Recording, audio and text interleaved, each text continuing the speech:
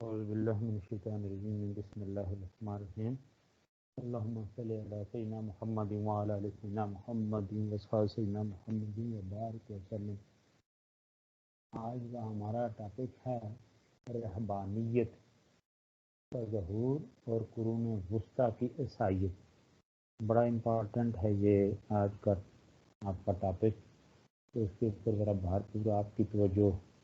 ضروری ہے۔ جو ڈائریکشن دوں گا اس حوالے سے اس کو بھی آپ نے نیت، میں نے آپ کو بتایا تھا اس سے پہلے جو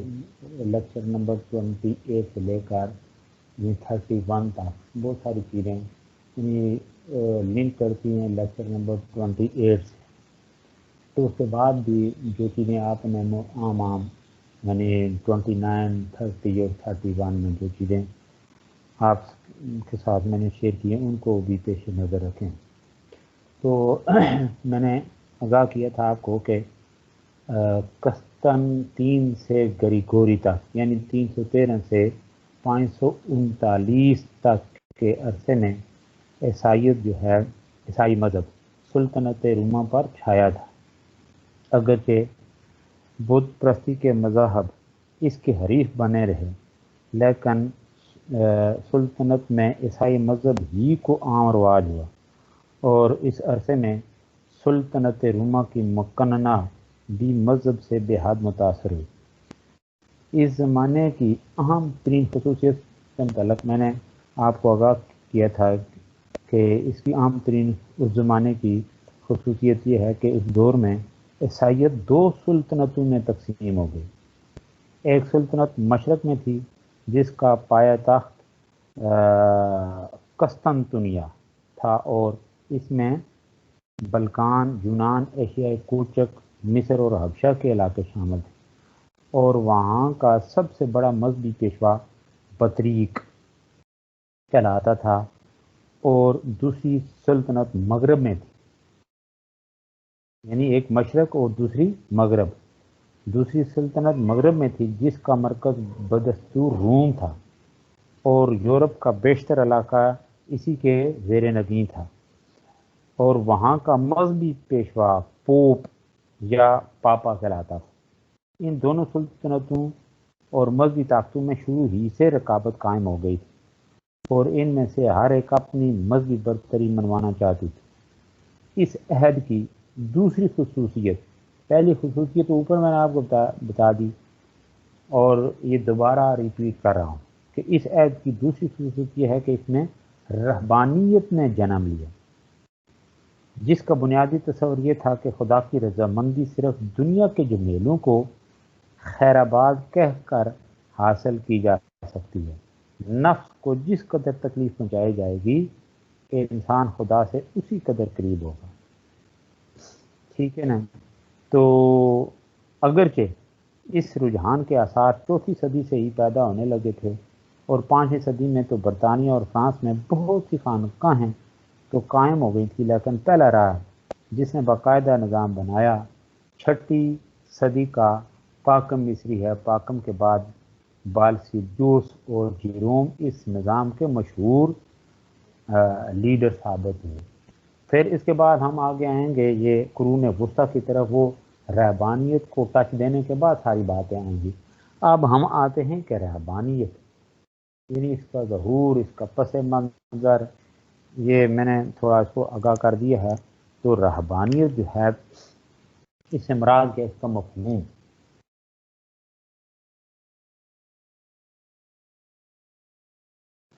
یہ سکرین کے اوپر بھی دیکھیں پہلے۔ رہبانیت کا جو مفہوم ہے وہ کیا ہے کہ دنیا کی لذتوں کو ترک کر دینا اور مصیبتوں اور دکھ بھری زندگی کو اختیار کر لینا، یعنی بہت زیادہ خوف کی وجہ سے زندگی کے دکھوں کو اختیار کرنے میں غلو کرنا۔ آگے ہے نا عام قرآن مجید کی متعلقہ آیات کی جو سورہ الحدید ہے، اس کی روشنی میں آگے پھر اسلامی نقطہ نظر سے بات آگے بڑھائیں گے تو پھر وہ اس کے اندر وضاحت، یعنی رہبانیت ورہبانیت ابتدوا ما کتبنا علیہم الا ابتغاء رضوان، یہ ساری باتیں پھر وہاں پہ ہوں گی۔ تو فی الحال ابھی رہبانیت کے مفہوم کی بات ہو رہی ہے تو اس طرف ذرا توجہ آپ کی ضروری ہے. تو رہبانیت اختیار کرنے والا جو مرد ہے اس کو راہب اور عورت کو راہبہ کہا جاتا ہے. عیسائیت میں رہبانیت نے کس طرح جنم لیا، اس کا پس منظر تو یہ ہے کہ حضرت عیسیٰ علیہ السلام کے بعد بنی اسرائیل میں بہت سی برائیاں پیدا ہو گئی. انجیل کی تعلیمات کی خلاف ورزیاں شروع ہو گئیں، یعنی عام ہو گئیں. تو ان حالات میں یعنی اس قوم کے صالحین نے نہیں یعنی منکر کا فریضہ سرجام دیا. تاہم شر جو تھا وہ اس قدر زور پکڑ چکا تھا کہ ان صالحین کو اپنے مشن میں کوئی کامیابی نہ مل سکی. بہت سے لوگوں کو قتل کر دیا گیا.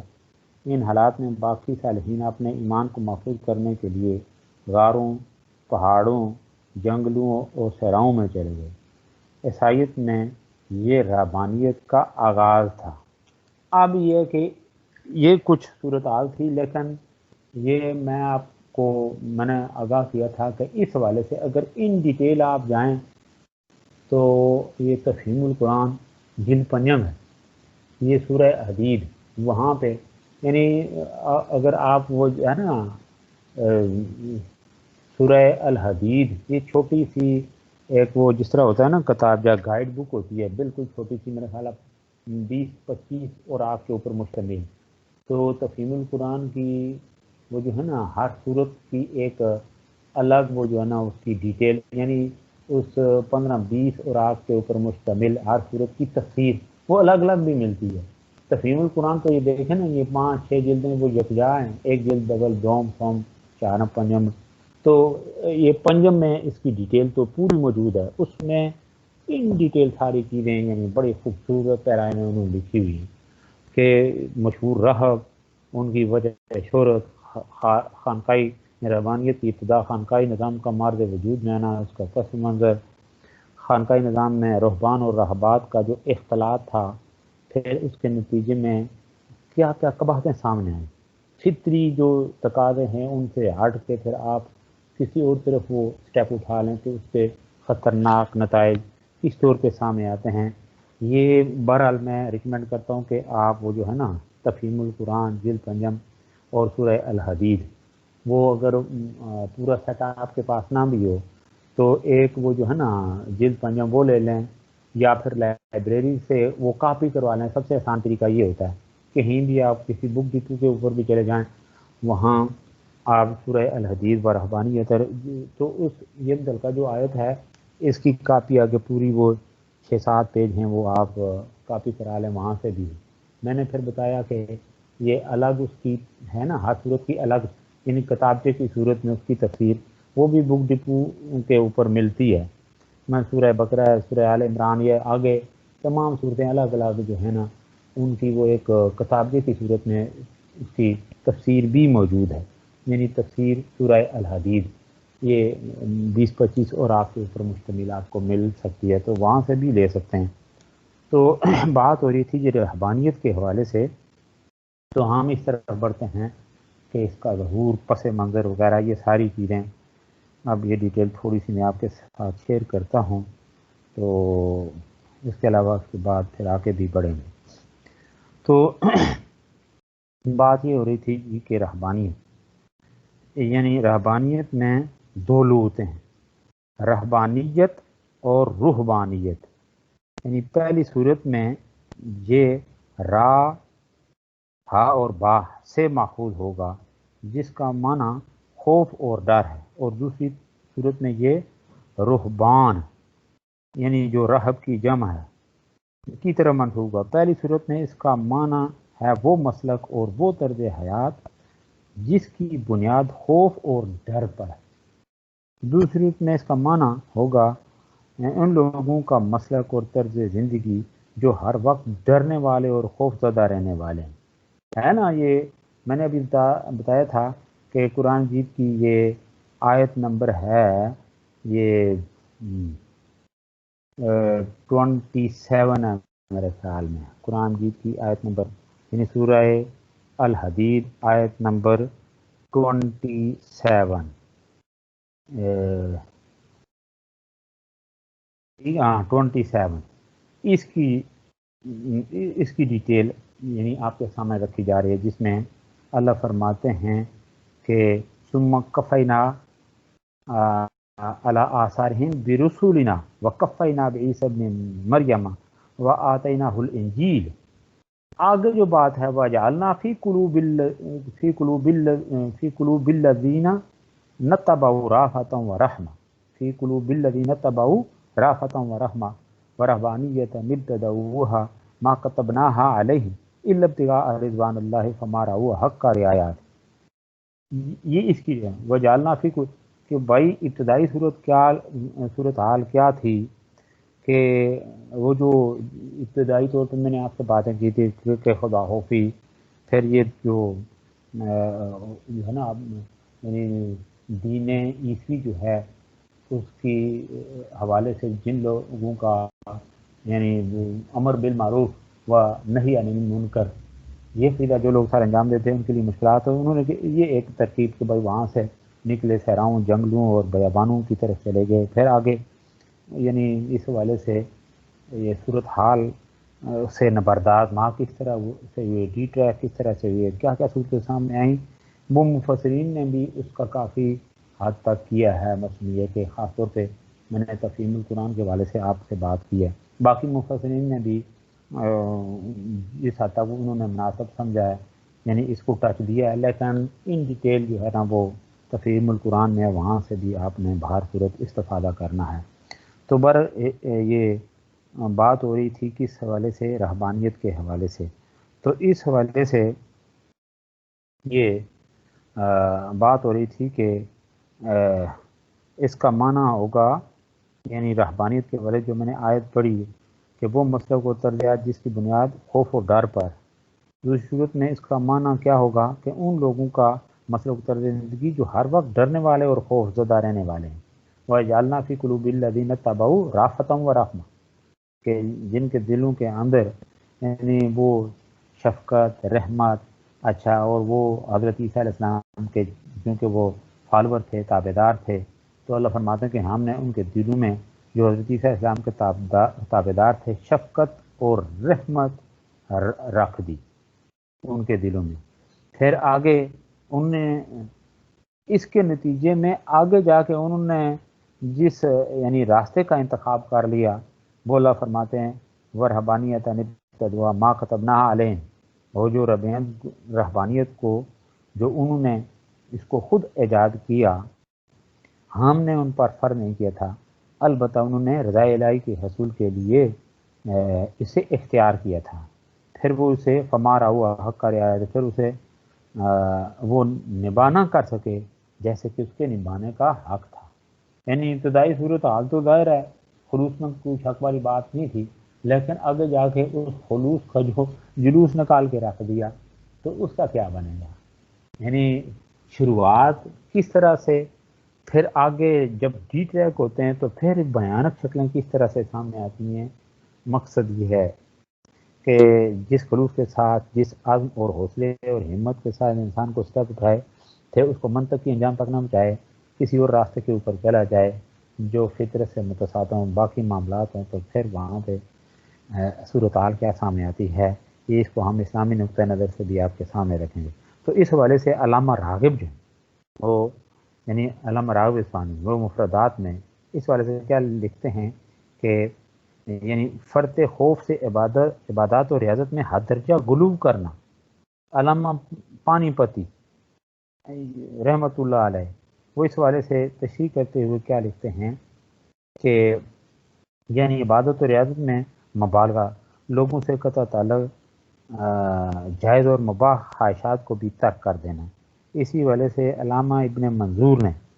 یہ اس حوالے سے نہیں یعنی اپنی وہ جو ہے نا لسان العرب جو لائبریری آپ کی لائبریری میں موجود ہے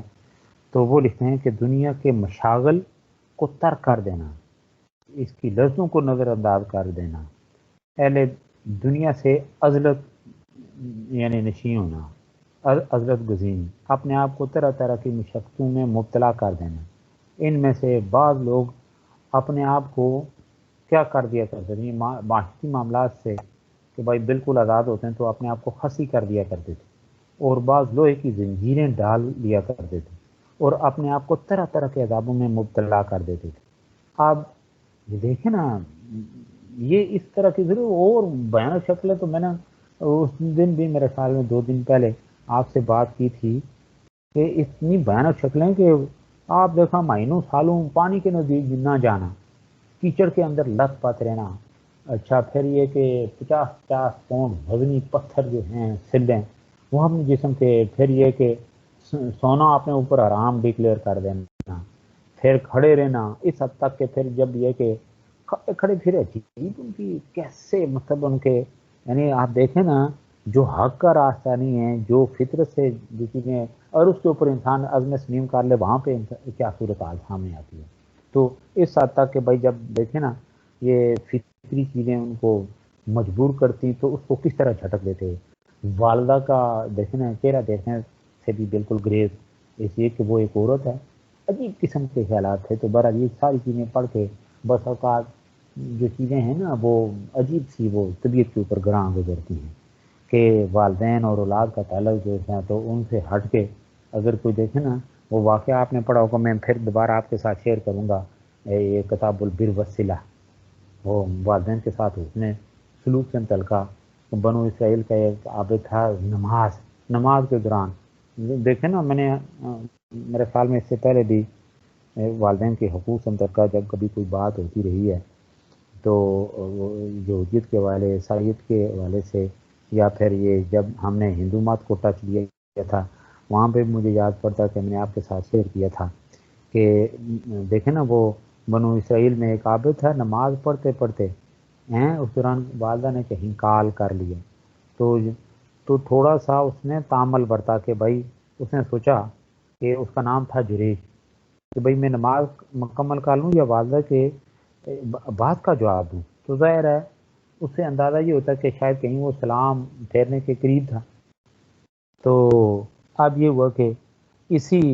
اسلام میں والدہ نے بدوا دے دی کہ جا تیرا پالا کسی فاحشہ سے پڑے۔ باقی ساری صورتحال تو میں یا واقعہ میں نے آپ کے ساتھ شیئر کیا ہوا ہے۔ تو اس حد تک والدہ نے بدوا، پھر وہی ہوا کچھ عرصے کے بعد ایک عورت کو ایک بچہ اٹھائے ہوئے آئی کہ یہ بچہ اس کا ہے جریج کا ہے۔ لوگوں کو اس بات پہ غصہ آیا، اس نے پھر کہا کہ یعنی بڑا عبادت گزار بنتا ہے، جس عبادت خانے میں جس معبد کے اندر وہ عبادت کر رہا تھا تو لوگوں نے اس کو بھی مارا پیٹا اور ساتھ اس کو بھی گرا دیا کہ ٹھہر تیرا یہ بندوبست کرتے ہیں۔ اس کے بعد پھر اس نے زیادہ بات تو کی نہیں، حقیقت تو یہ نہیں تھی نا۔ تو اب یہ ہوا کہ پھر اس نے اور کچھ نہیں کیا، وضو کیا، پھر سجدے میں گیا اور سیدھا اس بچے کے پاس چلا گیا، اس کو اپنے ہاتھوں کے اوپر اٹھایا اور اس سے سوال کرتا ہے بچے بتا کس کا ہے؟ تو اس کے بعد بچہ بول پڑتا ہے۔ یہ پورا واقعہ میں کہ بھائی 3 آدمی ہے اس کے، ان کے سوا ماں کے گوارن میں کسی نے بات نہیں کی، ماں سوائے 3 اشخاص کے۔ تو حضرت عیسیٰ علیہ السلام نے ایک اس بچے کا واقعہ، ایک اور وہ والدہ اس کو دودھ پلا رہی تھی اور اس نے ایک وہ خوبصورت جو ہے نا وہ سوار کو دیکھا، خوبصورت سواری تھی، سوار بھی خوبصورت ہے، کہا یا اللہ میرے بچے کو اس جیسا بنا۔ میں نے کہا یا اللہ، بچہ بول رہا ہے یا اللہ مجھے اس جیسا نہ بنا۔ تو یہ سارے واقعہ جو میں تو کہنے کا مقصد یہ ہے کہ اس میں درس یہ سامنے آتا ہے کہ جس یعنی رہبانیت یا ریاضت یا عبادت جسے کہا جاتا ہے اس زمانے کی، یعنی پائے کی جو عبادت یہی تھی کہ دنیا سے کنارہ کش ہو جانا، رہبانیت اختیار کرنا۔ تو اس کے اندر یہ کس طرح کی آمیزش، کس طرح کا غلو تھا کہ عورت کا چہرہ اس کے اوپر اگر نظر پڑ جائے تو سارا کیا کرایا جو ہے وہ خاک میں مل جاتا ہے۔ تو چنانچہ والدہ کو نا تو اسلام اس حوالے سے کتنی تلقین کرتا ہے۔ تو اس ابھی جو واقعہ میں نے آپ کے ساتھ شیئر کیا تو اس سے بھی کیا نتیجہ سامنے آتا ہے کہ والدین کے حقوق، یا والدہ کال کرے بچہ اگر جواب نہ دے تو اس کی عبادت کہاں کس ٹھکانے کی رہتی ہے، اس کا انجام کیا ہوتا ہے پھر بعد میں۔ یعنی تو یہ ہے کہ یہاں پہ وہ غلو ہمارا ہوا حق کا دے، یعنی حد درجہ غلو کی طرف چلے گئے تھے۔ تو اللہ فرماتے ہیں یا اہل الکتاب لا تغلوا فی دینکم، وہ غلو حضرت عیسیٰ علیہ السلام کے حوالے سے، حضرت عزیر علیہ السلام کے حوالے سے، یہود و نصارہ کا پھر یہ جو نقطہ نظر ہے اس حوالے سے بھی کسی کوئی بھی معاملہ اس میں غلو جو ہے نا حد سے بڑھ جائے یا تنقید میں لگ جائے یا وہ اتنا دیکھیں نا تقدیس میں اس حد تک غلو کرے کہ حقیقت جو ہے وہ کچھ سے کچھ ہو جائے. ٹھیک ہے. تو بات یہ ہو رہی تھی جی کہ اس حوالے سے نبی پاک صلی اللہ علیہ وسلم کی یعنی ایک حدیث پاک جو آپ کے ساتھ میں شیئر کر رہا ہوں، ذرا اس کے اوپر توجہ کریں کہ حضرت ابن مسعود رضی اللہ تعالیٰ عنہ یہ فرماتے ہیں کہ میں نبی پاک صلی اللہ علیہ وسلم کے پیچھے سوار تھا. یہ سواری جو بھی تھی، چاہے وہ خچر تھا یا اونٹنی تھی یا وہ کوئی اور یعنی گدے کی سواری تھی، کچھ بھی تھا، تو اللہ کے نبی یعنی کے ساتھ یہ فرماتے ہیں کہ میں آپ صلی اللہ علیہ وسلم کے ساتھ سوار تھا. حضور صلی اللہ علیہ وسلم نے فرمایا، اے ام معبد کے فرزند، کیا تم جانتے ہو کہ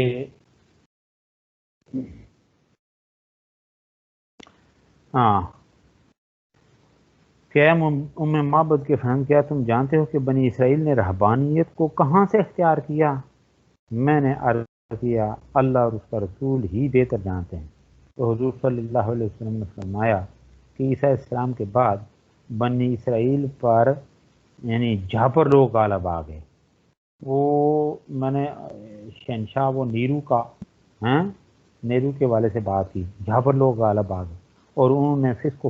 فجور کا بازار گرم کر دیا. اہل ایمان نے غیرت ایمانی سے ان کے خلاف جہاد کیا، ان کے ساتھ جنگ کی، لیکن 3 مرتبہ انہیں شکست ہوئی اور صرف چند لوگ زندہ بچے.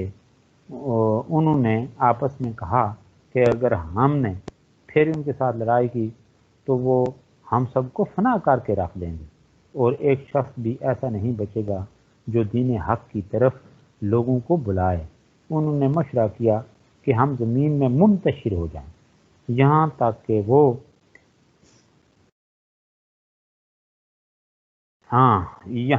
کہ وہ نبی مکرم تشریف لائے، یعنی وہ نبی تشریف لائیں جن کی آمد کا وعدہ عیسیٰ علیہ السلام نے کیا تھا.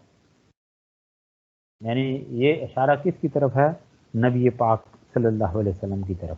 پس وہ پہاڑوں کی غاروں میں منتشر ہو گئے اور انہوں نے رہبانیت کا آغاز کیا. ان میں سے کچھ لوگ تو اپنے دین کو مضبوطی سے پکڑے رہے اور بعد میں کفر اختیار کر لیا. یعنی کچھ کیا وربانی تو اس سے پہلے ہے وجعلنا فی قلوب الذین تبعوا رأفۃ ورحمۃ، یہ میں نے ابتدا سے بات کی. تو ابتدائی طور پہ یعنی بعض لوگ کیا ہوا کہ کچھ لوگ تو اپنے دین کو مضبوطی سے پکڑے رہے، یعنی جو تعلیمات عیسوی تھی ان کے اوپر انہوں نے عمل درآمد کیا، ان کو فالو کیا، لیکن بعض نے کیا کیا کہ کفر اختیار کیا. پھر حضور صلی اللہ علیہ وسلم نے یہ آیت پاک تلاوت فرمائی جس کا میں نے ابھی ذکر کیا. اس طرح اللہ کے بندے اپنے دین اور ایمان کو بچانے کے لیے جنگلوں اور پہاڑوں میں جا کر فروکش ہو گئے اور اپنی ساری زندگی عبادت و ریاضت میں بسر کر دی. اس عظمت گزینی سے ان کا مقصد صرف اللہ تعالیٰ کی خوشنودی تھا، ہے نا. وجعلنا فی قلوب الذین تبعوا، کہ دل ان کے یعنی شفقت، محبت، مودت، باقی اس طرح یعنی جو تعلیمات عیسوی تھی، ٹھیک ہے نا، اس حوالے سے ان کے دل بڑے. باقی حضرت عیسیٰ لنگ دے رہے، کوئی ایک گال کے اوپر تھپڑ مارے، دوسرا سے گویا کہ حضرت عیسیٰ علیہ السلام کی جو محبت بھری تعلیمات تھیں یعنی ان کو پیش نظر رکھا. تو میرا بات یہ کہ یہ جس حدیث پاک کا ریفرنس ابھی میں نے دیا تو اس سے یعنی اس حدیث پاک سے یہ واضح ہو گیا کہ جبر و تشدد کے ان واقعات میں ان کا یہ ایک اضطراری فعل تھا. اضطراری جب کچھ نہ بڑھے، صورتحال مشکل ہو تو بے چینی والی صورتحال ہو، تو اس اضطراری صورتحال میں گویا کہ انہوں نے یہ اسٹیپ اختیار کیا کہ جو اپنے طور پہ وہ سمجھ رہے تھے کہ اس کے سوا کوئی اور چارہ کار ہے نہیں. تو گویا کہ ایک اضطراری فعل تھا. یہ ان کے ذہن میں قطعاً یہ بات نہ تھی کہ دنیا اور اہل دنیا سے کنارہ کشی دین اسی کی روح رواں، یعنی وہ یہ نہیں سمجھتے کہ یہ حضرت السلام کی تعلیمات ہیں ہم کے دنیا کو چھوڑ دینا. اس کے بغیر نہ انسان روحانی ترقی کر سکتا ہے اور نہ اسے قرب الہی کا شرف حاصل ہو سکتا ہے. انہوں نے جابر اور ظالم بادشاہوں کے ظلم و ستم سے اپنے آپ کو اور اپنے ایمان کو بچانے کے لیے مجبوراً یہ قدم اٹھایا تھا، لیکن بعد میں آنے والوں نے اسی کو دین بنا لیا۔ آگے جا کے ہم دیکھیں گے کہ ایک کے بعد دوسرا یہ شہرت کی وجہ سے بعض لوگ اس طرف جانا، پھر لوگ اس زمانے میں چونکہ وہ جابر صفاق لوگ، پھر یہ کہ جو پوپ کے حوالے سے میں نے آپ کو بتایا اس کے پاس رہا، پھر اگر دیکھیں نا یہاں تک کہ صلیبی جنگوں میں بھی یہی ہے، کروسیڈ وار جسے کہا جاتا ہے، تو اس میں گویا کہ وہ فتوے دیے گئے نا کہ جو شخص خود نہیں شریک ہو سکتا تو وہ اپنے کسی نمائندے کو بھیج دے، اس کے مقابلے میں اتنے جو ہے نا پاؤنڈ، اتنے شلنگ، اتنے پینس وہ اس کا جو ہے نا تاوان کفارہ ادا کرے تو ٹھیک ہے، وہ جو ہے نا جہنم سے بچ سکتا ہے، ادروائز یعنی دیکھیں نا یہ اس طرح وہ مذہبی کارڈ انہوں نے کھیلا اس طرح سے۔ اور اسی طریقے سے جن جن لوگوں نے دوسروں کی شہرت کو دیکھا تو وہ شہرت کی وجہ سے ٹھیک ہے جی ہم بھی اسی طرح مشہور جائیں لوگوں کے اندر، ہماری بھی شہرت کے بھائی اتنا بڑا رہا ہے بہت گزرا ہے، اتنا عرصہ یہ تک یہ نہایا نہیں، اتنا عرصہ تک کہ کیچڑ میں وہ جو ہے نا لت پت رہا، اتنا عرصہ وہ سویا نہیں، اتنا عرصہ وہ ایک پاؤں کے اوپر کھڑا رہا۔ یہ کچھ عجیب قسم کی وہ جو ہے نا انہوں نے وہ اختراعات ان کی تھی، جو جس کے ذہن میں آتا اس کو فالو کر کے بس اسی کے اوپر اسٹینڈ کر دیتا۔ اتنا عرصہ تک اس نے کسی عورت کا منہ نہیں دیکھا، اتنا عرصہ تک اس نے فلاں جو ہے نا پھل نہیں کھایا۔ یہ عجیب قسم کے واقعات تھے۔ تو ایک اور وجہ وہ میں نے ابھی جو ریفرنس دیا تھا کہ وہ پڑھیں پھر وہ سارے کہ بھائی کسی نے اس والے شہرت کی وجہ سے کسی نے وہ بغاڑ سے بچنے کے لیے، اس لیے کہ اس زمانے میں پکڑ کے زبردستی آپ جنگ لڑیں، ٹھیک ہے نا، گروپ کا ساتھ دیں، یعنی ہر گروپ دیکھیں نا وہ ایک طرف وہ دنیا ہے، دوسری طرف یہ دینی کارڈ ہے، پھر گروپس ہیں، یعنی ہر گروپ یہ چاہتا تھا یہ کہ یہ جو آپس میں یہ جو تصادم ہے اس میں وہ شخص اس کا حصہ بنے، تو وہ اپنے طور پہ اس کو جنت کے سرٹیفکیٹ دے رہا ہے، دوسرا گروپ اپنی طرف سے سرٹیفکیٹ دے رہا ہے۔ پھر یہ دیکھنا مشرق اور مغرب کی جو تقسیم تھی اس حوالے سے بھی دیکھنا، یعنی ایک متحارب ایک پوری ایک ہمیں وہ ہسٹری ہمارے سامنے آتی ہے عیسائیت کی۔ تو بہرحال بات یہ حدیث کے حوالے سے بات آگے بڑھ رہی تھی کہ وہ جو ظالم اور بادشاہ جو تھے ان کے ظلم و ستم سے بعض لوگوں نے اپنے ایمان کو بچانے کے لیے مجبوراً اس طرح کا قدم اٹھایا، لیکن بعد میں آنے والوں نے اس کو کیا کیا کہ دین کا حصہ بنا لیا، دین بنا لیا، اور جیسے جیسے وقت گزر گیا اس میں اختراعات، ابھی میں نے بات کی اختراعات کا اضافہ ہوتا گیا، لوگوں نے اپنے اوپر تشدد اور پابندیوں کا اتنا بوجھ لاد لیا کہ زندگی وبال جان ہو گئی۔ کلیسا کے خانقاہی نظام کی تاریخ کا مطالعہ کرنے سے پتہ چلتا ہے کہ انہوں نے کس طرح اپنی جائز خواہشات کا گلا گھونٹا۔ ازدواجی زندگی کو خیر آباد کہا، یعنی خواہشات کیا اوپر میں نے دیا تھا کہ کیا تھے، لوہے کی زنجیروں میں اپنے آپ کو جکڑ لیتے تھے، ڈال لیا کرتے تھے، مختلف عذابوں میں اپنے آپ کو یہاں تک کہ وہ دیکھیں نا وہ جو خفی کروا دینا، پھر اور بہت سارے عجیب طریقے انہوں نے، یعنی یہ ساری ان کی اختراعات۔ تو بات ہو رہی تھی کہ ازواجی زندگی خیر آباد کہنا، یہاں تک کہ جو شخص کسی مذہبی خدمت کو انجام دینے پر مقرر ہوتا اس کے لیے شادی ہونا بڑا عیب شمار ہوتا تھا۔ اب اسلام تو اس حوالے سے کہتے ہیں کہ جو دیکھیں نا مثلا آپ کا جو آپ کے گلی محلے میں اس کا شادی ہونا پہلے اس سے لوگ کلیئر کرتے ہیں، وہی شادی شدی اس لیے کہ اسلام تک کا تقاضا ہے۔ تو یہاں پہ کیا ہے اس کے لیے مذہبی یعنی جو خدمت انجام دینے والے کے لیے کیا لازم ہوتا کہ وہ شادی نہ کرے، یعنی جو شخص مذہبی خدمت کو انجام دینے پر وہ مقرر ہوتا اس کے لیے شادی کرنا یعنی شادی شدہ ہونا بڑا عیب شمار ہوتا۔ غیر شادی شدہ آدمی اگر کلیسا کا عہدیدار بنتا تو اس کا شادی کرنا خارج از بحث، لیکن جو لوگ پہلے سے شادی شدہ تھے ان پر لازمی تھا کہ وہ اپنی بیوی سے ازواجی تعلقات منقطع کر دیں۔ تو گویا کہ پس پردہ وہی بات آتی ہے وہی اوپر، تاکہ وہ حضرت آدم اور حضرت وہ کفارے والی بات، جبکہ وہ حقیقت ہے ہی دیکھیں نا اسلام اس والے کہ حضرت آدم اور حضرت حوا کا موروثی طور پہ اسلام نقطہ نظری کی کہاں اسٹینڈ کرتی ہے، عقیدہ کفارہ کے حوالے سے ساری بات میں کر چکا ہوں۔ اسی طرح عورتوں کو بھی شادی نہ کرنے پر طرح طرح سے ترغیب دی جاتی، اور دیکھیں نا اس حوالے سے بھی حدیث پاک میں آپ کے سامنے رکھوں گا کہ اللہ کے نبی نے فرمایا کہ 3 چیزوں کے اندر تاخیر مت کرو، یعنی نماز کا وقت ہو جائے تو فوراً نماز، بچہ یا بچی کو بالغ ہو جائے تو فوراً مناسب وہ رشتہ ملے تو فوراً اس کا شادی کا انتظام، نکاح کا انتظام، پھر اسی طریقے سے اگر وہ کوئی شخص دنیا سے چلا جائے میت، یعنی کوئی فوری طور پہ اس کو جو ہے نا اپنے یہ جو ہے نا حقیقی جو اس کا ٹھکانہ اس تک پہنچایا جائے، یعنی اگر کوئی شخص فوت ہو جائے جنازہ تیار ہو تو پھر اس میں تاخیر درست نہیں۔ اور پھر یہ ہم کس طرح، یعنی ہم بھی مختلف ہیلے بہانے بنا کے تو فلاں رشتہ دار وہ انگلینڈ سے پہنچے گا تو پھر دفن ہو، فلاں وہ فلاں علاقے سے فلاں ملک میں روزگار کے حصول کے لیے گیا ہوا ہے تو ٹھیک ہے جی وہ ٹکٹ لے چکا ہے تو فلاں دن تک، تو اس بات تک اس کا رکھنا یہ درست نہیں ہے۔ وہ بیچارہ آ کے کیا کرے گا، اس سے چمٹے گا، روئے گا، پھر اس کے ساتھ قبر میں تو نہیں کوئی گیا آ جائے۔ تو گویا کہ وہ چیزیں جو خالی از حقیقت ہیں ہم ان کو اپنے اوپر لازم کر دیتے ہیں، یہی کچھ تو وہ ہے جس کے بارے میں ابھی یہ ساری باتیں ہو رہی ہیں۔ تو اسی طرح کیا ہوتا کہ عورتوں کو بھی شادی نہ کرنے پر طرح طرح سے ترغیب دی۔ اس والے سینٹ جیرون، یہ ایک ممتاز مسیحی عالم ہے، وہ کیا کہتا ہے کہ جو عورت مسیح کی خاطر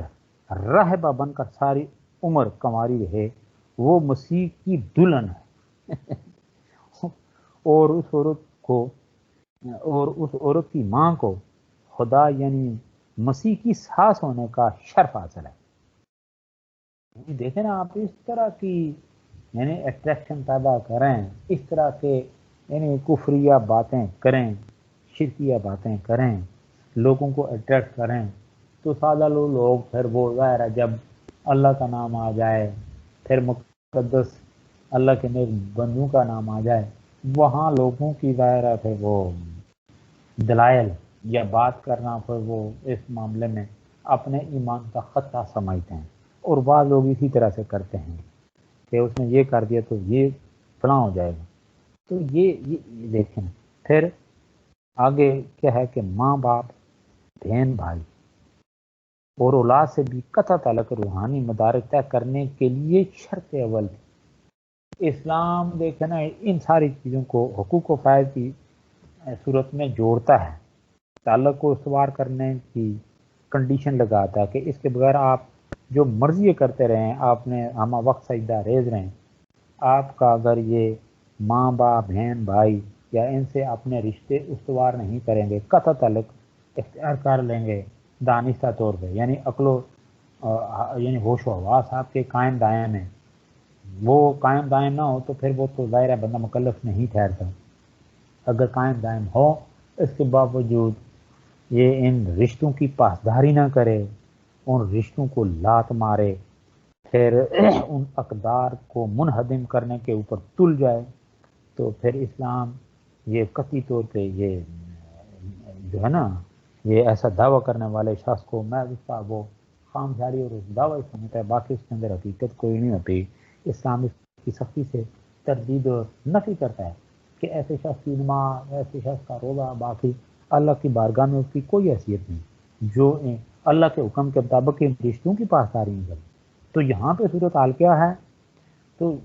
عقائد تو آپ کے سامنے رکھ چکا ہوں کہ ایک طبقہ وہ تھا کہ جس نے کیا کیا، یعنی دین مسیحی کے اوپر صحیح طور پہ وہ اس نے عمل درآمد کیا، تو دوسرا جو ڈی ٹریک وہ راستے کے سے ہٹ یعنی ضلالت کی طرف چلا گیا، گمراہی کی طرف چلا گیا، تو اس نے اس طرح کی اختراعات کر لی، اس طرح کی عجیب وہ جو ہے نا راستوں کے اوپر یہ بعض لوگ چل پڑے. تو جو لوگ رہبانیت اختیار کرتے وہ عمر بھر ہے نا، یہ اوپر میں نے بتایا کہ ماں باپ بہن بھائی اور اولاد سے قطع تعلق روحانی مدارے طے کرنے کے لیے شرط اول تھی. جو لوگ ربانیت اختیار کرتے وہ عمر بھر اپنے اہل و عیال اور ماں باپ سے الگ تھلگ رہتے. ایسے واقعات بھی تاریخ میں درج ہیں جنہیں پڑھ کر یعنی دل نہایت کوڑتا ہے اور رہبانیت کے اس سنگ دلانہ طرز حیات پر یعنی عجیب کیفیت محسوس کرتا ہے، یعنی ریاض کرتا ہے. بسا اوقات وہ یعنی اس طرح کے وہ جو ہے نا واقعات پڑھ کے آنسو نکلنے، جذبات انسان کے اتنے وہ چھلک پڑتے ہیں آنسو کی صورت میں کہ ان کے اوپر کنٹرول انسان کا نہیں رہتا. مثلا دیکھیں نا ایک واقعہ وہ جو میں نے تفہیم القرآن میں پڑھا، اس میں یہ کہ بچے کی یعنی وہ اتنا بڑا راہب تھا، والدہ نے جب سنا تو محبت اور شوق میں اس نے دور دراز سے سفر کیا. جب وہ دیکھیں نا وہاں پہنچتی ہے اپنے بیٹے سے ملاقات کے لیے آوازیں دیتی ہے تو پھر ظاہر ہے کہیں سنوائی نہیں ہوتی، تو بیٹا انکار کر دیتا ہے. تو پھر اسے وہ یہ دیکھیں نا طرح طرح کے وہ ترلے کرتی ہے، واسطے ڈالتی ہے. جس ربانیت کو اس نے اختیار کیا ہوتا ہے اس والے سے مسیح علیہ السلام کے بعد اس کے اوپر ظاہر ہے وہ اثر ہی نہیں کرتی. اس کے بعد وہ کیا کرتی ہے، تڑپ تڑپ کے وہاں جان دے دیتی ہے. تو اس کے بعد جب اسے پتہ چلتا ہے تو پھر اس کے بعد آ کے دیکھنے سے بات تو وہی ہو گئی نا. لیکن یہ ہے بدقسمتی، یہ ہے عقل کے اوپر وہ جو ہے نا پردے پڑنے والی بات، یہ ہے اختراعات کا انجام، فطرت سے بغاوت اختیار کرنے کا انجام. تو اس والے سے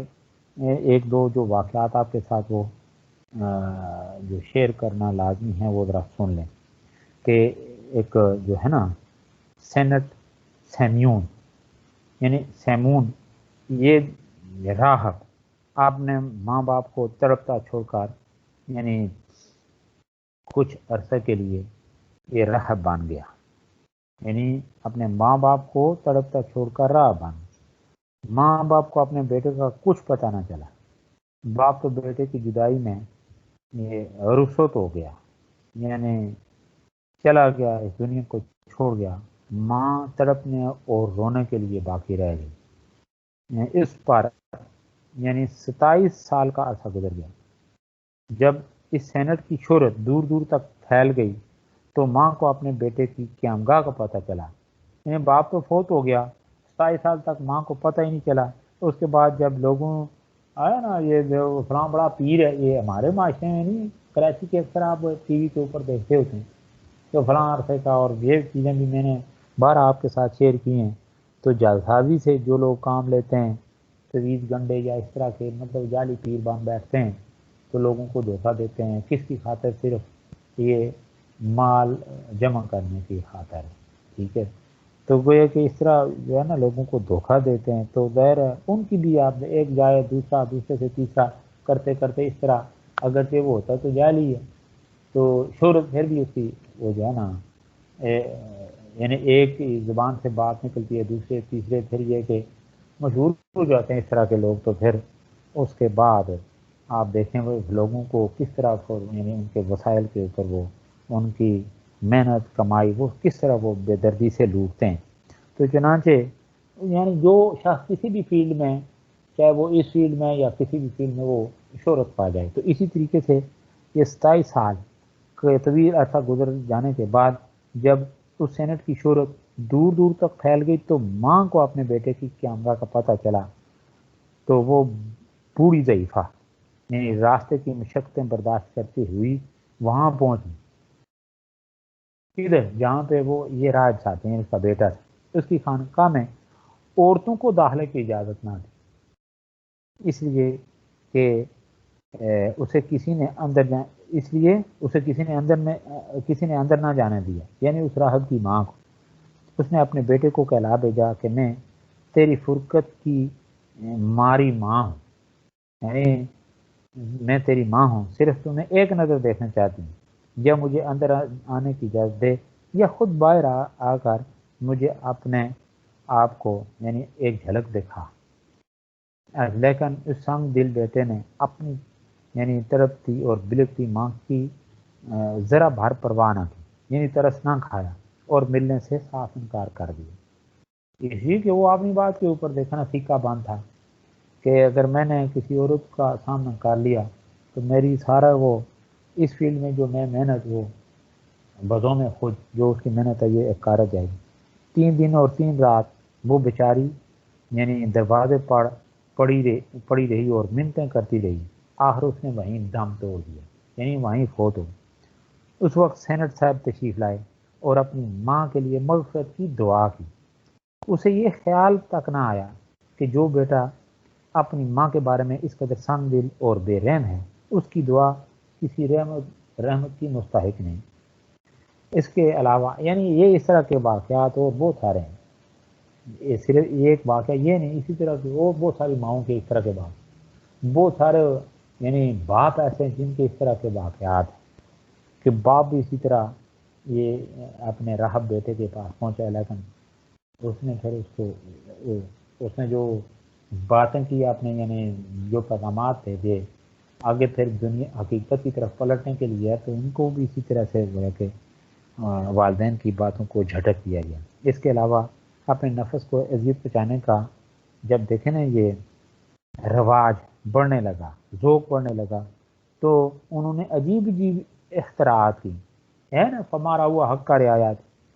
کہ ابتدائی صورت کیا تھی، اس کے بعد جب اس طرح کی اختراعات آ گئیں تو پھر یہ ہم نے اللہ فرماتے ہیں یہ چیزیں ہم نے ان کے اوپر فرض تو نہیں کی، اپنے آپ خود مشکل سے مشکل میں اپنے آپ کو ڈالنا، تو یہ کہے کا وہ ہے دنائی ہے۔ تو کسی نے اپنے آپ کو زنجیر میں یعنی اس میں جکڑ دیا، کسی نے بھاری بوجھ اپنے اوپر لاد لیا، کسی نے اپنے اوپر نیند حرام کر لی ہے، میں نے ابھی ساری باتیں کی۔ چنانچہ اسکندریہ کا سینٹ مکاریوس ہر وقت اپنے اوپر 80 پاؤنڈ کا بوجھ اٹھائے رکھتا تھا۔ 6 مہینے تک وہ ایک دلدل میں سوتا رہا۔ دلدل وہ ہے نا کیچڑ، پانی، سارا پانی نہیں ہوتا وہ دلدل، وہ جس میں گویا انسان اندر دھنسا ہی رہتا ہے، کیچڑ تھا ہوتا ہے، گویا کہ وہاں پہ بندہ نہ وہ پانی کی مکمل کیفیت ہوتی ہے نہ وہ مٹی کی، تو گویا کہ وہ ایک گیلی اور وہ جو ہے نا اس طرح کی مٹی ہوتی ہے کہ جس کے اندر وہ ایسے لوگ عجیب قسم کی عرتیں تھیں۔ 6 مہینے تک وہ کیا ہوا کہ ایک دلدل میں سوتا رہا اور زہریلی مکھیاں اس کے برہنہ جسم کو کاٹتی رہی، اور یہ تحریک یعنی کچھ اس زور سے چلی کہ عیسائی دنیا میں ایسی خانقاہوں کی بھرمار ہو گئی جہاں راہب مرد یا راہبہ عورتیں آ کر جمع ہوں گے۔ یہ ساری چیزیں ساتھ ساتھ دیکھتے بھی چلے جائیں گا۔ وجہ شہرت، یہ میں نے ابھی آپ کو اس حوالے سے بات کی۔ اچھا جی، کیا ہوا کہ اب فطرت کے تقاضوں سے جنگ کرنا کوئی آسان کام نہیں۔ عارضی فتوحات تو حاصل کی جا سکتی ہیں، لیکن کلیتاً ان کی بیخونی ناممکن ہے۔ اب یہ جو اسکرین کے اوپر آپ دیکھ رہے ہیں، اس فنکائی نظام میں رہبان اور راہبات کا اختلاف، اب اس اختلاف کے نتیجے میں کیا باتیں سامنے آتی ہیں، یہ بھی اپنی جگہ ایک پوری یعنی روح فرسا قسم کے واقعات ہیں۔ تو بات یہ ہو رہی تھی کہ لیکن کلیتاً ان کی بیخونی ناممکن ہے، یعنی انسانی فطرت کے تقاضوں سے جنگ کرنا، میں نے ابھی بتایا کہ یہ کوئی آسان کام ہے۔ اس حوالے سے عارضی فتوحات تو حاصل کی جا سکتی ہیں، لیکن کلیتاً ان کی بیخونی ناممکن ہے، بلکہ جب رکے ہوئے جذبات سیلاب کی طرح امڑ کر آتے ہیں تو سارے بند ٹوٹ جاتے ہیں۔ ذرا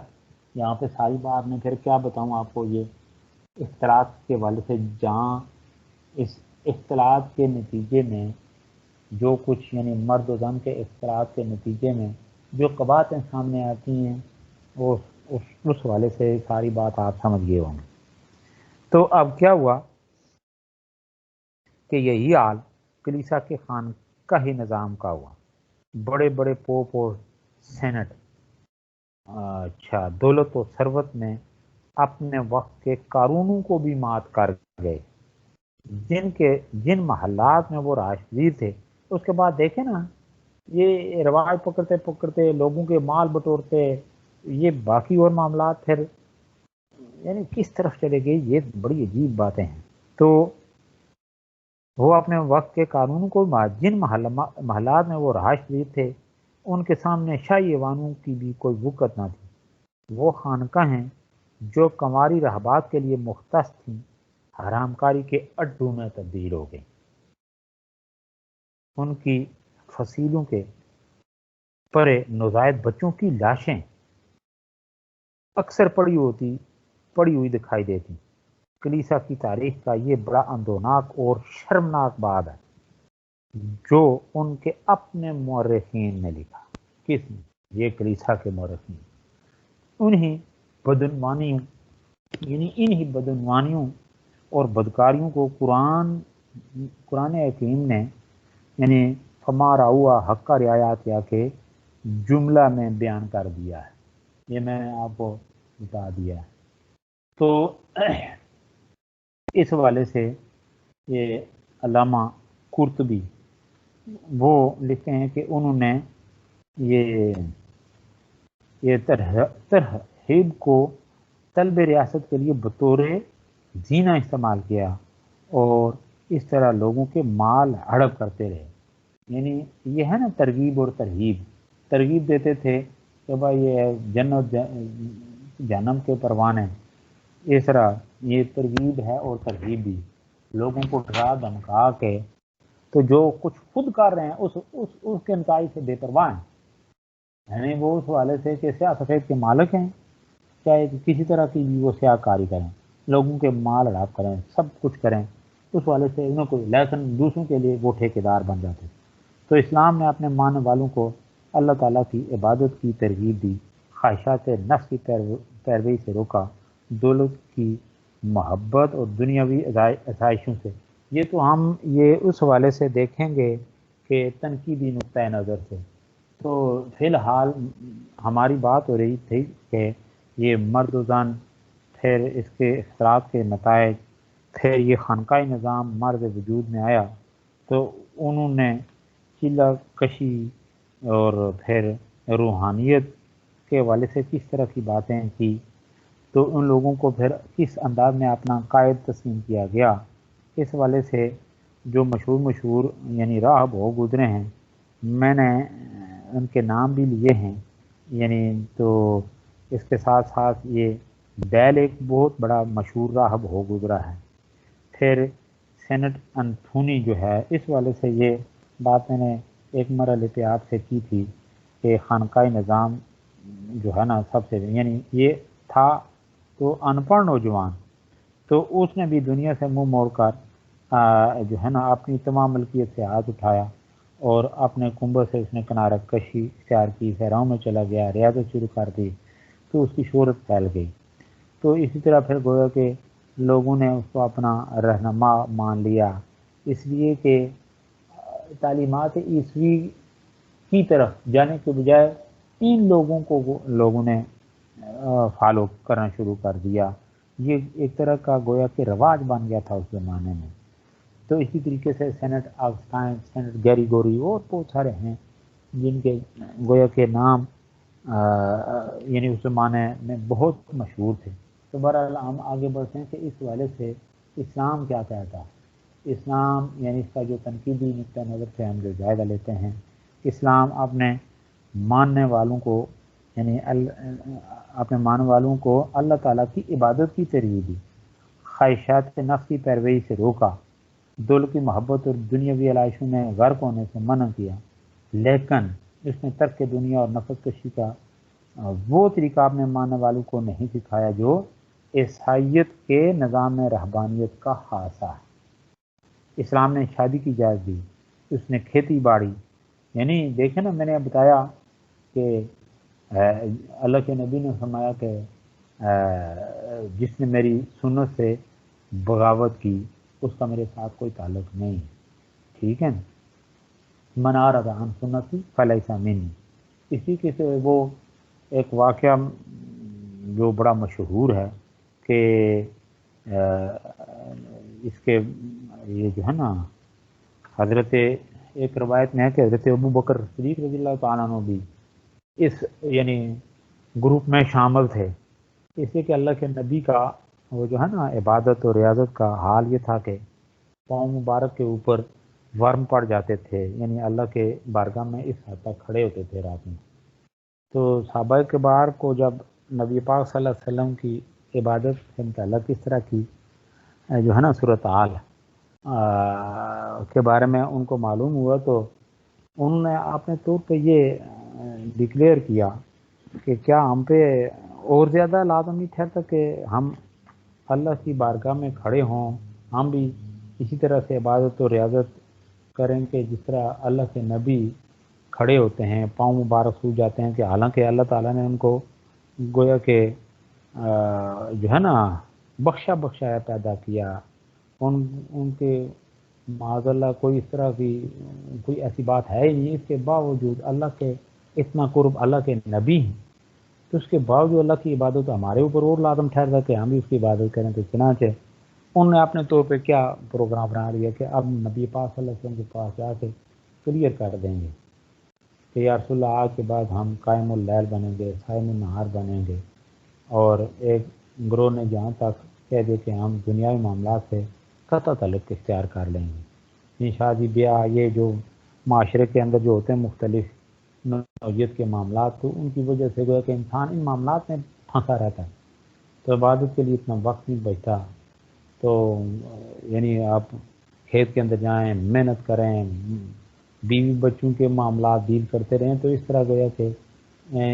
خلل پڑتا ہے اللہ تعالیٰ کی عبادت اور ریاضت میں۔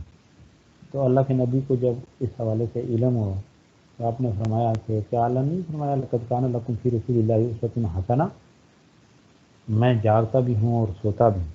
میں روزہ رکھتا بھی ہوں اور افطار بھی کرتا ہوں،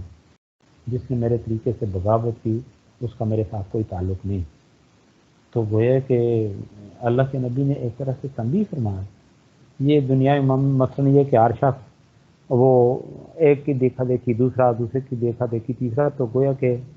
دنیا سے کنارہ کش ہونے والوں کا ایک بڑا گروپ تیار ہو جائے، تو باقی معاشرتی معاملات، معاشی معاملات، کھیت کے اندر کام کرنا ہے، معاشرے کو ڈیل کرنا ہے، اچھا پھر امور سلطنت سارے، تو پھر یہ سارا کام تو گیا ہے نا۔ تو ان لوگوں کے آس جو دیکھیں نا امور سلطنت چلانے کے اہل نہیں، معاشرتی معاملات چلانے کے اہل نہیں، باقی معاملات مذہبی معاملات، تو گویا کہ سارا یعنی جو ہے نا تینوں بڑے شعبہ ہے زندگی میں، معاشرت، معیشت اور مذہبی، یہ ساری چیزیں ڈیمیج ہو جائیں، کلیش کر جائیں۔ تو اس حوالے سے میں بڑا جو ہے نا اس حوالے سے آپ کے ساتھ جو شیئر کیا کرتا ہوں کہ اسلام نے جو ہے نا حقوق و فرائض کا خوشنما سلسلہ یہ مرتب کر کے حقوق و فرائض کا معاشرے کے اندر جہاں آپ اور ہم رہ بستے ہیں وہاں پہ کے حقوق و فرائض، باپ اور بیٹا، پھر بیوی اور خامن، پھر یہ کہ ایون یہ دیکھیں ہر شعبہ زندگی میں حاکم رعیہ کا تعلق کس طرح تھا، پھر باقی اور معاملات میں جہاں پہ بھی اللہ یعنی کتنا خوشنما سلسلہ اسلام مکلف اتنا ٹھہرایا ہی نہیں کہ بس آپ اتنی سخت مشقتیں فلاں کریں، آپ بس وہ جائز طریقہ اختیار کریں، وہ اللہ کے حکم کو اللہ کے نہیں، باقی معاملہ جو ہے وہ اللہ کے سپرد کریں، باغی اور سرکش نہ ہوں، نیت کے اندر فطور نہ ہو، باقی معاملات جو کچھ ہم کر رہے ہیں ان چیزوں کی طرف کوئی توجہ نہ ہو جس کو بغض، غیبت، حسد، یہ پھر وہ علاقائیت، یہ ساری چیزیں جو آج ہمارے وہ سماج یا وہ معاشرے میں جو یہ دیکھیں مرجع برائیاں ہیں، یعنی چھوٹی ان کی طرف ہماری توجہ نہیں، تو باقی بڑے ٹھیکے اٹھا لینے کی اسلام کو اجازت دیتا ہی نہیں۔ بس یہی ہے ہمارے سامنے کہ وہ ہے نا کہ بھائی ایک شخص نبی پاک صلی اللہ علیہ وسلم کے پاس ہے، عرضی یا رسول اللہ صلی اللہ المکتوبات، فرض نمازیں پڑھوں، حلال کو حلال، حرام کو حرام، تو بس اتنی سی بڑا کوئی تقاضا ہی نہیں۔ اللہ کے نبی کسی نے جنتی کو دیکھنا تو اس شخص کو دیکھ لو۔ تو یہ ہے آپ مختصر اور جامع بات یہی ہے کہ اللہ کے نبی لقد کان لکم فی رسول اللہ اسوۃ حسنہ، ٹھیک ہے۔ پھر نبی کا پھر امتی کا معاملہ، نبی ہوتا ہے، اس کے معاملات اللہ کے ساتھ کس نوعیت کے ہوتے ہیں، یہ اس بارے میں ہمیں اتنا وہ اللہ اور اس کا نبی وہ ان کا معاملہ ہے، انبیاء علیہ السلام. تو باقی آگے یعنی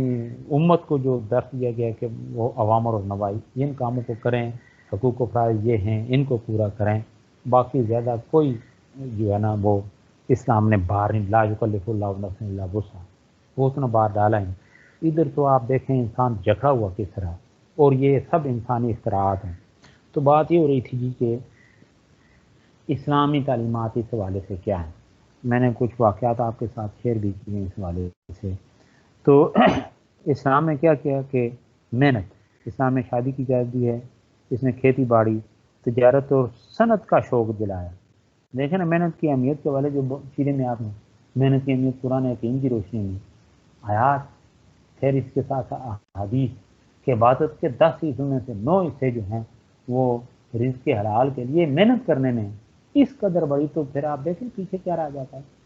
تو ان ساری چیزوں کو کیا اگنور کیا جاتا ہے. اور آج یہ دیکھیں نا وہ ساری چیزیں ختم ہو کے تو پھر آپ پورے یورپ دیکھیں نا عملی وہ جو انہوں نے اقدامات کیے ہیں محنت کے حوالے سے، تجارت کے حوالے سے، کھیتی باڑی کے حوالے سے، سن کی ترقی کے حوالے سے محنت ہی کی ہے نا. تو اگر سارے رہبان اور احباب ہوتے تو پھر تو ابھی تک وہ دیکھیں نا ان کا وجود ہی مٹ چکا ہوتا ہے. تو ظاہر ہے پھر جو لوگ محنت کی طرف، عمل کی طرف آتے ہیں، حقوق و فرائض کی پاسداری کرتے ہیں، تو ظاہر ہے پھر وہ آگے بڑھتے ہیں. تو بات یہ ہو رہی تھی جی کہ یہ اسلام جو ہے اس کے ساتھ ساتھ یعنی کھیتی باڑی، تجارت، صنعت کا شوق دلایا ہے اور پاک صاف رہنے کی تلقین. طہور الطہور شطر الایمان، ماں باپ، بہن بھائی اور بیوی بچوں کے حقوق کی ادائیگی لازم قرار دی ہے. بلکہ اس نے ہر شخص کی پر یعنی ہر شخص پر ضروری قرار دیا کہ وہ اپنے نفس کا حق بھی ادا کرے. اس لیے کہ اللہ کے نبی نے فرمایا وَلِجَسَدِكَ عَلَيْكَ حَقًّا، ادھر یہ 80 پاؤنڈ 50 پاؤنڈ وزن آپ نے اوپر اٹھا کے رکھیں کس مقصد کی خاطر، یعنی لا حاصل مقصد کہ اللہ کے نبی فرمایا وَلِجَسَدِكَ کہ آپ ہمیشہ اللہ کی بارگاہ میں سجدہ رہ رہے ہیں، یہ بھی اللہ کو پسند نہیں ہیں. بس ٹھیک ہے جو ہے آپ کو اللہ توفیق دے، آپ وہ نماز کی ادائیگی کریں، اللہ توفیق دے نوافل بھی پڑھیں، پھر اللہ توفیق دے تہجد گزار بھی بنیں. لیکن کہ میں پوری رات کھڑا رہتا ہوں قائم اللیل، تو اس کی ممانعت. وَلِجَسَدِكَ عَلَيْكَ حَقًّا وَلِزَوْجِكَ عَلَيْكَ حَقًّا، یعنی اپنی ذات کا، اپنے اہل و عیال کا، جن سے جس طرح کا آپ کے ساتھ رشتہ منسلک ہے ان کا آپ کے اوپر حق ہے، آپ کا ان کے اوپر، یعنی حقوق و فرائض کی جو میں بات کرتا ہوں. تو اسی والے سے اللہ کے نبی صلی اللہ علیہ وسلم کا فرمان ہے. اس کی روایت حضرت انس کرتے ہیں، یعنی حضرت انس سے مروی ہے کہ حضور صلی اللہ علیہ وسلم فرمایا کرتے تھے کہ اپنے نفسوں پر سختی نہ کیا کرو ورنہ اللہ تعالیٰ بھی تم پر سختی کرے گا. ایک قوم نے اپنے اوپر ناروا سختی کی اسی نے، تو اللہ نے بھی ان پر سختی کی. ہمارا وہ کاری آیات ہے. ٹھیک ہے، راہب خانوں اور خانقاہوں میں ان کے باقی ماندہ لوگ موجود ہیں، انہیں دیکھ لو، یعنی یہ دیکھ. تو اسی والے سے میں نے جو ابھی ایک واقعہ آپ کے ساتھ شیئر کیا تھا کہ ایک دفعہ صحابہ کبار آپس میں گفتگو کر رہے تھے. ایک نے کہا میں ہمیشہ ساری رات نماز پڑھوں گا، دوسرے نے کہا میں ہمیشہ روزہ رکھوں گا، تیسرے نے کہا میں شادی نہیں کروں گا. تو اللہ کے نبی صلی اللہ علیہ وسلم نے فرمایا کہ میں نے تمہاری یہ باتیں سنی ہیں، یعنی آپ صلی اللہ علیہ وسلم نے ان کی یہ باتیں سنی تو فرمایا کہ خدا کی قسم میں تم سب میں سے زیادہ اللہ سے ڈرنے والا ہوں، سب سے پرہیزگار ہوں. میرا معمول یہ ہے کہ میں روزہ بھی رکھتا ہوں اور افطار بھی کرتا ہوں، راتوں کو نماز بھی پڑھتا ہوں اور سویا بھی کرتا ہوں، اور عورتوں سے نکاح بھی کرتا ہوں. جس نے میری سنت سے دانستہ روح گردانی کی اس کا میرے ساتھ کوئی تعلق نہیں. تو یہ تھا جی یہ تنقیدی نقطہ نظر سے. آگے ہے قرون وسطیٰ کی عیسائیت. قرون وسطیٰ کی عیسائیت تھوڑا سا یہ اس کے اوپر نظر گرا کے تو پھر ہم اپنے اس لیکچر کو کلوز کرتے ہیں. قرون وسطیٰ کی عیسائیت.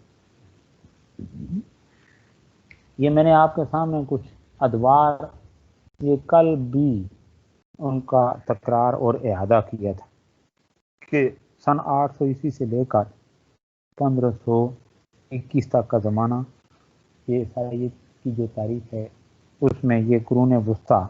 کا زمانہ کہلاتا ہے۔ اس زمانے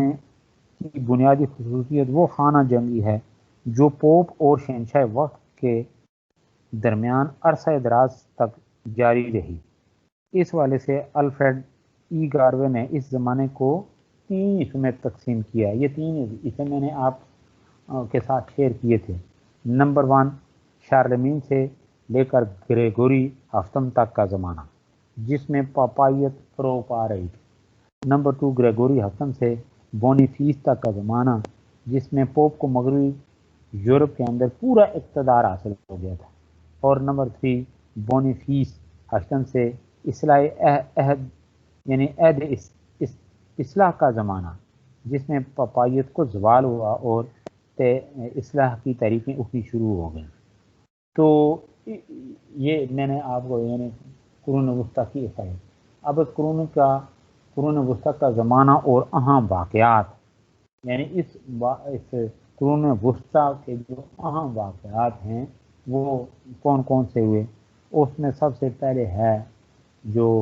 عام واقعہ وہ ہے نفاق عظیم، یعنی تاریخ عیسائیت نفاق عظیم تاریخ عیسائیت کی ایک اصطلاح ہے۔ اس سے مراد مشرق اور مغرب کے کلیساؤں کا وہ زبردست اختلاف ہے جس کی بنا پر مشرقی کلیسا ہمیشہ کے لیے رومن کیتھولک چرچ سے جدا ہو گیا اور اس نے اپنا نام بھی بدل کر دی ہولی آرتھوڈکس چرچ رکھ لیا۔ نفاق عظیم کے اسباب بہت سے ہیں، یعنی اس کے اسباب بہت ہیں جن میں سے اہم یہ ہیں۔ نمبر 1 اس علیحدگی کی پہلی وجہ تو مشرقی اور مغربی کلیساؤں کا نظریاتی اختلاف تھا۔ مشرقی کلیسا کا عقیدہ یہ تھا کہ روح القدس کا اقنوم صرف باپ کے اقنوم سے نکلا ہے اور بیٹے کا اقنوم اس کے لیے محض ایک واسطے کی حیثیت رکھتا ہے، اور مغربی کلیسا کا یہ کہنا تھا کہ روح القدس کا اقنوم باپ اور بیٹے دونوں سے نکلا ہے۔ دوسرے مشرقی کلیسا کا خیال یہ تھا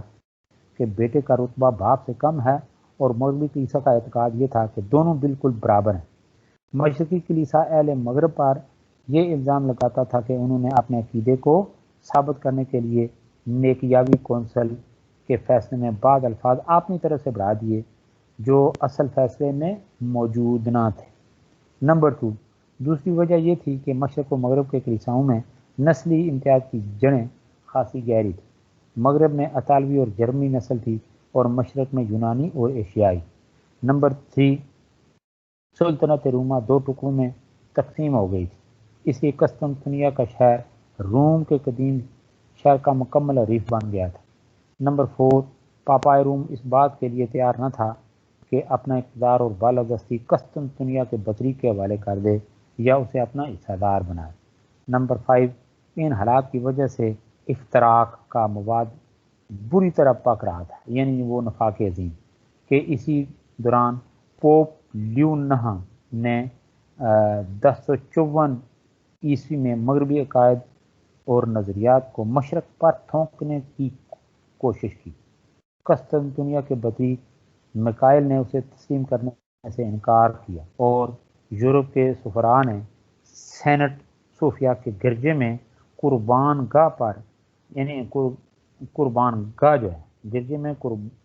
قربان گاہ پرانا سیما کے کلمات لکھ دیے۔ پرانا سیما یعنی لعنت کے کلمات، پرانا سیما کے کلمات یعنی لعنت کے کلمات لکھ دیے۔ بس اس واقعہ نے جو ہے گرم لوہے پر آخری ضرب لگا دی اور نفاق عظیم مکمل ہوگا، یعنی دونوں کی راہیں جدا ہو گئیں، یہ نفرت۔ تو اس کے بعد کیا ہے نفاق عظیم، پھر ہے صلیبی جنگیں۔ اس عہد کی دوسری خصوصیت صلیبی جنگیں ہیں جنہیں عیسائی مورخین کروسیڈ کے نام سے یاد کرتے ہیں۔ حضرت عمر فاروق رضی اللہ تعالیٰ عنہ کے زمانے میں بیت المقدس اور شام و فلسطین کا علاقہ مسلمانوں کے ہاتھ فتح ہو گیا تھا۔ اس وقت تو عیسائی دنیا کے لیے اپنا دفاع یعنی اپنا دفاع ہی ایک زبردست ان کے لیے مسئلہ تھا، اس لیے وہ آگے بڑھ کر دوبارہ یعنی ان مقدس علاقوں پر قبضہ کرنے کا تصور بھی نہیں کر سکتے تھے۔ البتہ جب مسلمانوں کی طاقت کا بڑھتا ہوا سیلاب کسی حد پر رکا اور مسلمانوں میں کسی قدر کمزوری آئی تو عیسائی بادشاہوں نے اپنی مذہبی پیشواؤں کے اشارے پر بیت المقدس کو دوبارہ حاصل کرنے کا بیڑا اٹھایا۔ یہ جنگیں سلجوقی ترکوں اور یہ ایوبی سلاطین کے خلاف لڑی گئیں۔ ان جنگوں سے پہلے مذہبی جنگ یا کروسیڈ کا کوئی تصور عیسائی مذہب میں موجود نہ تھا، لیکن 1095 عیسوی میں پوپ اربن دوم نے کلیرمونٹ کی کونسل میں یہ اعلان کر دیا کہ کروسیڈ مذہبی جنگ ہے۔ سی پی او ایس کلیرک اپنی کلیسا میں یعنی اپنی تاریخ کلیسا میں اس اعلان کا ذکر کرتے ہوئے یہ لکھتا ہے کہ لوگوں کو ترغیب دینے کے لیے اربن نے یہ عام اعلان کر دیا کہ جو شخص بھی اس جنگ میں حصہ لے گا اس کی مغفرت یقینی ہے، اور محمد صلی اللہ علیہ وسلم کی طرح اس نے بھی یہ وعدہ کیا کہ جو لوگ اس جنگ میں مریں گے وہ سیدھے جنت میں جائیں گے۔ اسی طرح 7 کروسیڈ لڑے گئے جن میں آخرکار عیسائیوں کو سلطان صلاح الدین ایوبی کے ہاتھوں بری طرح شکست ہوئی۔ اچھا آگے ہے جی پاپائیت پھر کی بدعنوانیاں۔ صلیبی جنگوں کے بعد پوپ کا اقتدار کافی حد تک کم ہونے لگا تھا، لیکن پوپ انوسینٹ چہارم کے زمانے سے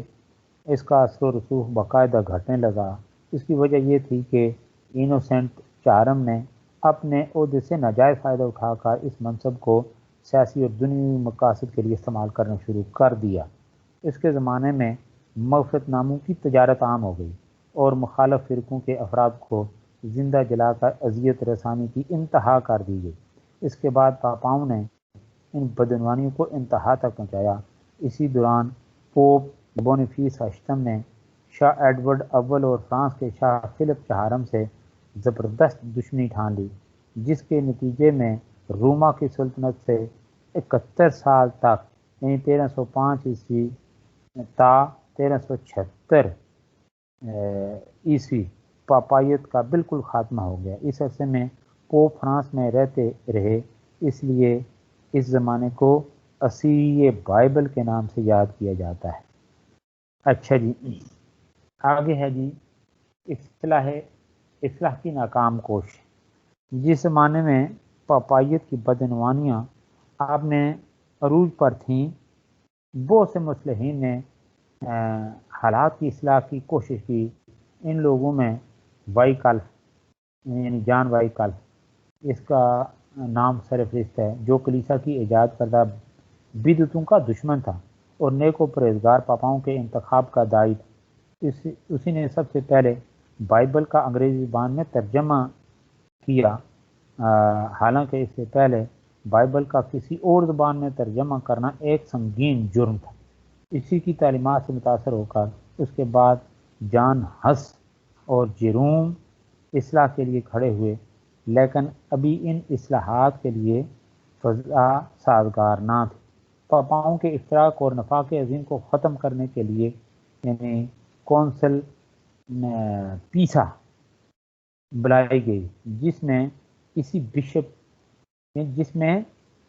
80 بشپ شریک ہوئے، اور انہوں نے دونوں حاسد پاپاؤں کو معزول کر کے الیگزینڈر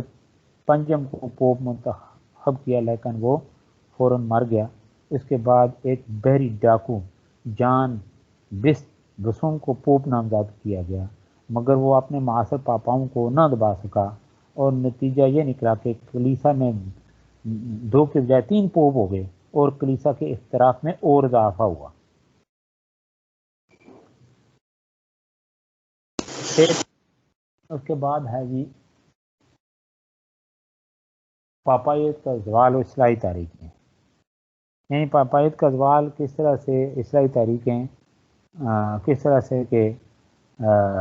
لوگوں کا یعنی اس کے اوپر پوپ، یہ جو اس کی پوپ کی بدعنوانیاں تھیں اس حوالے سے لوگوں کا اس کے اوپر اعتماد اٹھ گیا، تو چنانچہ اصلاح مذہب کے حوالے سے آخر کار یعنی 1483 میں یہ پروٹیسٹنٹ کا فرقہ وہ سامنے آیا۔ اس کا بانی مارٹن لوتھر پیدا ہوا جس نے پاپائیت کے تابوت میں یعنی آخری کیل ٹھونک دی۔ اس نے اپنی زندگی میں سب سے پہلے مغفرت ناموں کی تجارت کے خلاف آواز بلند کی۔ جب اسے قبول کر لیا گیا تو اس نے پوپ کے غیر معمولی اختیارات کے خلاف بغاوت کر دی اور بپتسمہ اور عشاء ربانی کے سوا ان تمام رسومات کو من گھڑت بتایا جو رومی کلیسا نے ایجاد کی تھی۔ سوئٹزرلینڈ میں زونگلی نے یہی آواز بلند کی اور ان کے بعد 16ویں صدی کی ابتدا میں جان کالون اسی تحریک کو لے کر جنیوا میں آگے بڑھا، یہاں تک کہ یہ آواز فرانس، اٹلی، جرمنی، یورپ کے ہر خطے سے اٹھنی شروع ہوئی اور بالآخر انگلستان کے بادشاہ ہنری ہشتم اور ایڈورڈ چہارم بھی اس تاریخ سے متاثر ہو گئے اور اس طرح پروٹیسٹنٹ فرقہ کیتھولک چرچ کا مضبوط مد مقابل بن گیا۔ اس کے ساتھ ساتھ پھر آگے شروع ہوتی ہیں اقلیت کا زمانہ، پھر اور یعنی تجدد کی جو مزید تحریکیں انہوں نے جنم لیا، پھر احیاء کی